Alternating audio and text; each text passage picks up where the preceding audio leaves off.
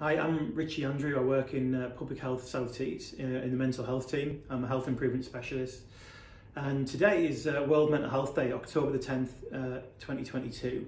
So it is World Mental Health Day, and the World Health Organization described World Mental Health Day as being about raising awareness of mental health and mobilising people and services around improving people's mental health and well-being. And when we talk about well-being, it's actually a bit of a wider concept. So it comes down to your financial situation, it comes down to kind of education, it comes down to employment, your housing situation, your friends, your family, your relationships. It's huge. And these are all things that, if they're going well, can be really good for your mental health. And if you're struggling with any of those things, as a lot of people are now with the cost of living crisis, it can really affect your mental health. And so there's several things that are really important to be mindful of when it comes to mental health. The first thing is developing some knowledge about what mental health problems look like. So the most common issues are anxiety and depression. And that's not to say that if you feel anxious, that's actually a problem. It's quite often that our body will make us feel anxiety when we've got something to worry about. So it can also be like a bit of a flag to us to do something and take control of something in our lives. But equally, anxiety and depression can become to a point where they actually distract us and can actually become sort of a problem that stops us living our life the way we want to. So there's a range of different services. If someone is struggling, you need to be supporting people, listening to what they've got to say, and then trying to advise them to get support.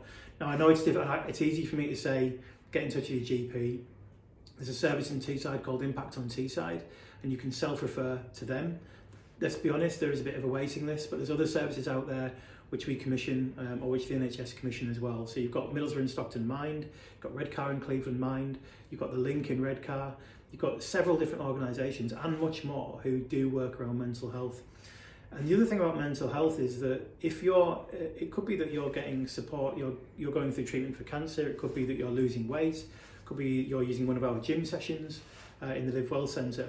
And what you'll find is a lot of programmes these days now have mental health and well-being built into them, because you can't really make any sort of changes to your health without, or be affected by health problems without mental health being a part of that. Because if you've got cancer, you're going to wonder about what's around the corner and so on.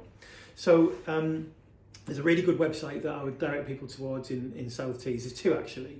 One is called Middlesbrough Matters, and on there you can click on mental health and well-being, and you can find out loads of different services that are available for mental health. There's also services for things like financial issues, the sort of help you can get with the cost of living crisis. So have a think about what's actually going on in your life that might actually be causing you stress, might be causing you to feel quite down or anxious.